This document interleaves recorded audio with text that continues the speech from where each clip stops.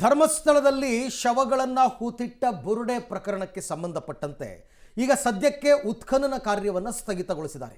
ಅದರ ಬದಲು ಈ ಅನಾಮಿಕ ದೂರುದಾರನನ್ನು ವಿಚಾರಣೆಗೆ ಒಳಪಡಿಸಲಾಗ್ತಾ ಇದೆ. ಸತತ 3 ದಿನಗಳಿಂದ ಆತನನ್ನು ವಿಚಾರಣೆಗೆ ಒಳಪಡಿಸಿದ್ರು ಕೂಡ SIT ಅವರಿಗೆ ಬೇಕಾದಂತಹ ಕೆಲವೊಂದು ವಿಚಾರಗಳ ಬಗ್ಗೆ ಆತ ಬಾಯಿ ಬಿಟ್ಟಿಲ್ಲ ಅನ್ನುವಂತಹ ಮಾಹಿತಿ ಈಗ ಸದ್ಯಕ್ಕೆ ಲಭ್ಯವಾಗ್ತಾ ಇದೆ. ಪ್ರಮುಖವಾಗಿ ಆತ ತಂದ ತಲೆಬುರುಡೆ ವಿಚಾರ. ಆ ತಲೆಬುರುಡೆಯನ್ನು ಎಲ್ಲಿಂದ ತಂದಿದ್ದು, ಆ ಜಾಗವನ್ನು ತೋರಿಸುವಂತಹ ಕೆಲಸಕ್ಕೆ ಆತ ಮುಂದಾಗಿಲ್ಲ. ಆತ ಇಷ್ಟೊಂದು ಸೀಕ್ರೆಟ್ ಮೇಂಟೈನ್ ಮಾಡ್ತಿರೋದು ಯಾಕೆ ಅಂತಕ್ಕಂಥ ಅನುಮಾನ ಕೂಡ ಶುರುವಾಗಿದೆ.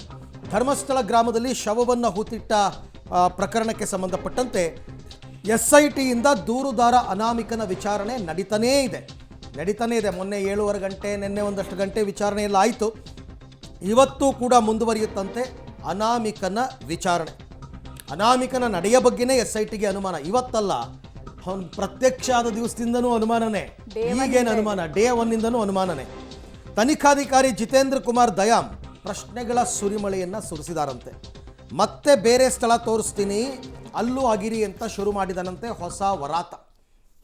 ಇನ್ನೊಂದು 13 ಪ್ಲೇಸ್ ಇದೆ, ಆ 13 ಪ್ಲೇಸು ತೋರಿಸ್ಬಿಡ್ತೀನಿ, ಅಲ್ಲೂ ಕೂಡ ಅಗಿರಿ ಅಂತ. ಬಟ್ ಇವರು ಈಗ ಅಗೆದಿರುವ ಜಾಗದ ಕೆಲವು ಮೂಳೆಗಳು ಮತ್ತು ಮಣ್ಣು ಇದನ್ನೆಲ್ಲ FSL ರಿಪೋರ್ಟ್ ಕಳಿಸಿದ್ದಾರೆ. ಆ ರಿಪೋರ್ಟ್ ಬರಬೇಕು. ರಿಪೋರ್ಟ್ ಬಂದ ನಂತರವೇ ಮತ್ತೆ ಉತ್ಖನನ ಮಾಡಬೇಕಾ ಬೇಡವಾ ಅಂತ ನಾವು ಡಿಸೈಡ್ ಮಾಡ್ತೀವಿ. ಒಂದು ವೇಳೆ ನಾವು ಅಗೆದಿರುವ ಜಾಗದಲ್ಲಿ ಶವಗಳು ಕರಗಿ ಹೋಗಿದ್ದರೆ ಅದು ಆ ಮಣ್ಣಿನಲ್ಲಿ ಅಂಶಗಳು ಗೊತ್ತಿರುತ್ತೆ. ಸೊ ಅದೇನಾದರೂ ಬಂದರೆ, ಹೌದು ಇಲ್ಲಿ ಮೂಳೆಗಳಿದ್ದವು, ಅಸ್ಥಿಪಂಜರ ಇತ್ತು ಅಥವಾ ಶವ ಇತ್ತು ಅಂತ ಬಂದರೆ ಆಗ ಇವನ ಮಾತಿಗೇನಾದರೂ ಒಂದಷ್ಟು ಬೆಲೆ ಕೊಡಬಹುದು. ಇಲ್ಲ ಅಂದರೆ ಈತನ ಮಾತನ್ನು ಇನ್ಮೇಲೆ ಕೇಳಲ್ಲ. ಅದರ ಬದಲು ಇವನನ್ನೇ ವಿಚಾರಣೆಗೆ ಒಳಪಡಿಸುವಂತಹ ತೀರ್ಮಾನಕ್ಕೆ SIT ಅವರು ಬಂದಿದ್ದಾರೆ.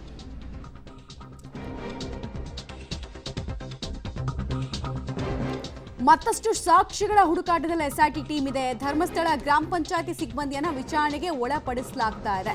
ಪ್ರಬಲ ಸಾಕ್ಷ್ಯ ಮತ್ತು ದಾಖಲೆಗಳಿಗಾಗಿ ಹುಡುಕಾಟವನ್ನು ನಡೆಸ್ತಾ ಇದೆ SIT ಟೀಮ್ ಅನ್ನೋದು ತಿಳಿದು ಬರ್ತಾ ಇದೆ.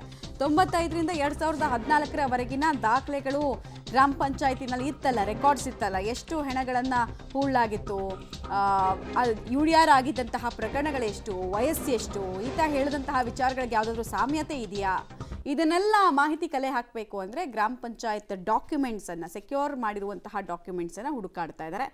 ಏನು ಪ್ರಶ್ನೆಗಳನ್ನು ಕೇಳ್ಬೋದು SIT ಅಧಿಕಾರಿಗಳು, ಈ ಗ್ರಾಮ ಪಂಚಾಯತ್ ಅಧಿಕಾರಿಗಳನ್ನ ಇರ್ಬೋದು ಅಥವಾ ಮಾಜಿ ಅಧ್ಯಕ್ಷರು ಇರ್ಬೋದು. ಏನು ಕೇಳ್ಬೋದು ಅಂದರೆ, ಈ ವ್ಯಕ್ತಿ ನಿಜವಾಗ್ಲೂ ಕೆಲಸ ಮಾಡ್ತಾ ಇದ್ರೆ ಈತ ಈ ಡೆಸಿಗ್ನೇಟೆಡ್ ಜಾಬ್ಗೋಸ್ಕರನೇ ಆಗಾಗ ಕರೆಸ್ಕೊಳ್ತಾ ಇದ್ರಾ, ಆ ಥರ ಕೇಳ್ತಾರೆ. ದುಡ್ಡು ಗಿಡ್ಡು ಏನಾದರೂ ಕೊಟ್ಟಿದ್ದೀರಾ, ರೆಕಾರ್ಡ್ಸ್ ಇದೆಯಾ ಅಂತೆಲ್ಲ ಕೇಳ್ತಾರೆ, ಡೀಟೇಲ್ಸ್ ಕೊಡ್ತಾರೆ. ಸುಕ್ಪಾಲ್ ಈಗ FSL ರಿಪೋರ್ಟ್ ಬರೋ ತನಕ ಗಂಭೀರ ಸ್ವರೂಪದ ತನಿಖೆನ SIT ಮಾಡೋದಕ್ಕಾಗಲ್ಲ. ಬದಲಾಗಿ ಈ ಪ್ಯಾರಲಲ್ ಬಾಕಿ ಉಳಿದಿರುವಂತಹ ವಿಚಾರಗಳ ಬಗ್ಗೆ ತನಿಖೆಯನ್ನು ಮಾಡ್ಬೋದು. ಡೀಟೇಲ್ಸ್ ಕೊಡ್ತಾರೆ. ಸುಕ್ಪಾಲ್, ವಾಪಸ್ ಬರ್ತೀನಿ. ಸದ್ಯಕ್ಕಂತೂ ನಮಗೆ ಗೊತ್ತಾಗ್ತಾ ಇರುವಂತಹ ವಿಚಾರಗಳು ಏನು ಈ ಅನಾಮಧೇಯ ವ್ಯಕ್ತಿಗೆ ಸಂಬಂಧಪಟ್ಟಂತೆ ಅಂತಂದರೆ, ಆತ ಹೇಳ್ಕೊಂಡಿರೋ ಪ್ರಕಾರ ಓಕೆ, ಡೀಟೇಲ್ಸ್ ಕೊಡ್ತಾರೆ ಸುಕ್ಪಾಲ್. ನಾನು ಕೇಳ್ತಾ ಇದ್ದೆ, ಈಗ ಗಂಭೀರ ಸ್ವರೂಪದ ತನಿಖೆ ಅಂತೂ FSL ರಿಪೋರ್ಟ್ ಬರೋ ತನಕ ನಾವು ಎಕ್ಸ್ಪೆಕ್ಟ್ ಮಾಡೋದಕ್ಕಾಗಲ್ಲ. ಯಾಕಂದರೆ ತನಿಖೆ ಮುಂದಕ್ಕೆ ಹೋಗಬೇಕು ಅಂದರೆ ರಿಪೋರ್ಟ್ನಲ್ಲಿ ಈತ ಹೇಳಿರುವಂತಹ ಅಂಶಗಳಿಗೆ ಪೂರಕವಾಗಿ ಅಂಶಗಳು ಇದೆಯಾ ಇಲ್ವಾ ಅಂತ ಗೊತ್ತಾಗಬೇಕು. ಸೊ ಪ್ಯಾರಲಲ್ಲಿ ಟೈಮ್ ವೇಸ್ಟ್ ಮಾಡೋದು ಬೇಡ ಅಂತ ಗ್ರಾಮ ಪಂಚಾಯತ್ ಅಧಿಕಾರಿಗಳು, ಮಾಜಿ ಸಿಬ್ಬಂದಿಗಳನ್ನ ಏನೇನು ಪ್ರಶ್ನೆಗಳನ್ನು ಕೇಳಿ ವಿಚಾರಣೆ ಮಾಡ್ತಿದ್ದಾರೆ SIT ಟೀಮ್ನವರು. ಎಷ್ಟು ಜನರಿಗೆ ನೋಟಿಸ್ ಹೋಗಿದೆ?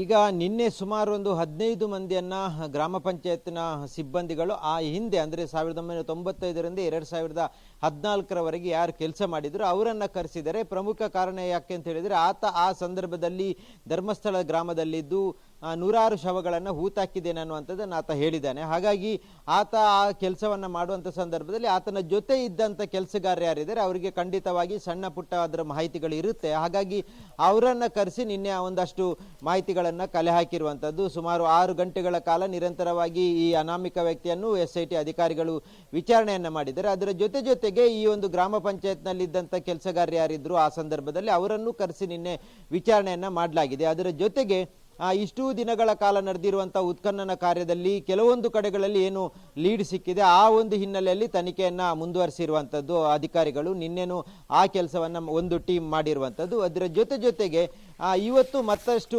ವಿಚಾರಣೆಯನ್ನು ಮಾಡುವಂಥ ಸಾಧ್ಯತೆಗಳಿರುವಂಥದ್ದು. ಇವತ್ತು ಮತ್ತೆ ಅನಾಮಿಕನನ್ನು ಇಲ್ಲಿ ಕರೆಸ್ಕೊಳ್ಳಿಕ್ಕೆ ಹೇಳಿದ್ದಾರೆ. ಜೊತೆಗೆ ಮೊಹಂತಿ ಅವರು ಇವತ್ತು ಬರ್ತಾರೆ, ಅವರು ವಿಚಾರಣೆಯನ್ನು ಮಾಡ್ತಾರೆ. ಜೊತೆಗೆ ಬೇರೆ ಬೇರೆ ಪ್ರಕರಣಗಳೇನು ದಾಖಲಾಗಿತ್ತು, ಅದು ಕೆಲವೊಂದು ಜನರು ನಾವು ನೋಡಿದ್ದೇವೆ ಅನ್ನುವಂಥದ್ದು, ಕೆಲವೊಂದು ಜನರು ಅಲ್ಲಲ್ಲಿ ಹೂತಾಕಿರುವಂಥದ್ದನ್ನು ನಾವು ನೋಡಿದ್ದೇವೆ ಅನ್ನುವಂಥದ್ದು, ಈ ರೀತಿಯಾದಂಥ ದೂರುಗಳೇನಿದೆ ಆ ದೂರಿನ ಪ್ರಗತಿಯನ್ನು ನೋಡಲಿಕ್ಕೆ ಬೇಕಾಗಿ ಮತ್ತೆ ಇವತ್ತು ಮೊಹಂತಿ ಅವರು ಬರ್ತಾರೆ. ಜೊತೆಗೆ ಈ ಒಂದು ದೂರುದಾರ ಯಾರಿದ್ದಾನೆ, ಆ ದೂರುದಾರ ಈ ಹಿಂದೆಲ್ಲ ಏನೆಲ್ಲ ಕೆಲಸಗಳನ್ನು ಮಾಡಿದ್ದಾನೆ ಅನ್ನುವಂಥದ್ದನ್ನು ದಾಖಲೆಗಳನ್ನು ಪಡ್ಕೊಂಡಿರುವಂಥದ್ದು. ಅದರ ಜೊತೆಗೆ ಆತ ಯಾರ ಜೊತೆ ಎಲ್ಲ ಸಂಪರ್ಕದಲ್ಲಿದ್ದ ಇತ್ತೀಚಿನ ದಿನಗಳಲ್ಲಿ ಆ ಒಂದು ಮಾಹಿತಿಯನ್ನು ಈಗ ಪೊಲೀಸರು SIT ಅಧಿಕಾರಿಗಳು ಅದನ್ನು ಪಡ್ಕೊಂಡಿರುವಂಥದ್ದು. ಒಂದು ಕಡೆಯಲ್ಲಿ ಉತ್ಖನನದ ಕೆಲಸಗಳೆಲ್ಲವೂ ಪೂರ್ಣ ಆಗಿದೆ. FSLನ ವರದಿ ಬರಬೇಕಾಗುತ್ತೆ. FSLನ ವರದಿ ಬಂದ ಬಳಿಕ ಮುಂದಿನ ತನಿಖೆಗಳು ಮುಂದುವರಿಯುತ್ತದೆ. ಅದರ ಜೊತೆಗೆ ಇಲ್ಲಿ ಈವರೆಗೆ ಸಿಕ್ಕಿರುವಂಥ ಕೆಲವೊಂದು ಮಾಹಿತಿಗಳೇನಿದೆ ಅದು ಎಲ್ಲ ಮಾಹಿತಿಗಳನ್ನು ಕಲೆ ಹಾಕಿದ್ದಾರೆ. ಯಾರೇ ಒಬ್ಬ ವ್ಯಕ್ತಿ ದೂರು ಕೊಟ್ಟಿದ್ರು ಆ ದೂರಿನ ಒಂದು ಆಧಾರದಲ್ಲಿ